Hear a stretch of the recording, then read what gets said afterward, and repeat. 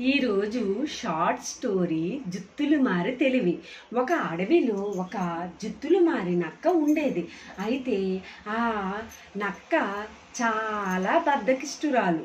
ఎక్కడికి వెళ్ళకున్నా, కష్టపడకున్నా, ఏదైనా జంతువు తెచ్చిన ఆహారాన్ని లాక్కొని తినుతూ బతుకునేది.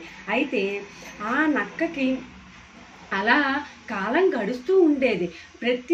ఏదో ఒక జంతువు తెస్తున్న ఆహారాన్ని అది దొంగతనంగా దొంగలించి తెచ్చుకొని తన ఆహారాన్ని ఆ రోజు తినేస్తూ గడిపేసేది. అయితే ఈ జంతువులన్నీ ఒకరోజు ఆ నక్కకి ఆహారం దక్కకుండా చెయ్యాలనుకుని ఆ రోజు నుండి అవి ఆలోచించి ఆ నక్కకి ఆ రోజు నుండి ఆహారం దక్కకుండా చేస్తున్నాయి. అయితే అస్సలు కష్టపడడం ఇష్టం లేని నక్క ఆహారాన్ని దొంగతనం చేయలేక ఆహారాన్ని కష్టపడి ఆహారాన్ని సంపాదించుకోవడం తెలియక ఆ నక్క ఇంకా రోజు అలా క్షీణిస్తూ అక్కడ ఆకులు అలములు తింటూ బతికి ఉన్నది. అయితే ఆ నక్క ఈ ఆకులు అలములు తినడం వల్ల చాలా బక్కగా అయిపోయింది. అయితే ఒకరోజు ఆ నక్క ఉన్న దారిలోనే ఒక పిల్లి వెళుతూ ఇలా అంది, నక్క బావా, నువ్వు ఏంటి ఇంత బక్క చిక్కిపోయావు అని అన్నది. అంటే అప్పుడు నక్క పిల్లితో తన కష్టాలన్నీ చెప్పుకుంది. సరే అయితే పిల్లి అన్నది నక్కతో, నక్క బావా, నేను ఒక విందుకు వెళుతున్నాను. వాళ్ళకి తెలియకుండా మనం అక్కడ ఆహారాన్ని తిని మంచిగా మనం పుష్టిగా తిని మనం వాళ్ళకి తెలియకుండా రావచ్చు అని అన్నది. అయితే నక్క కూడా సరే అని చెప్పి బయలుదేరింది. నక్క పిల్లి అక్కడికి వెళ్ళి విందు చాలా పుష్టిగా తిన్నారు.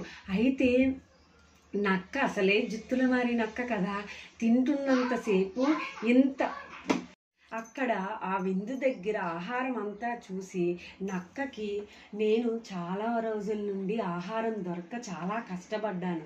ఈ విందులో నేను చాలా మంచిగా తిని ఈరోజు ఎలా అయినా నేను నా కడుపు నింపుకోవాలి అనుకుంది. అలానే అనుకొని నక్క ఏమో పుష్టిగా తిన్నది.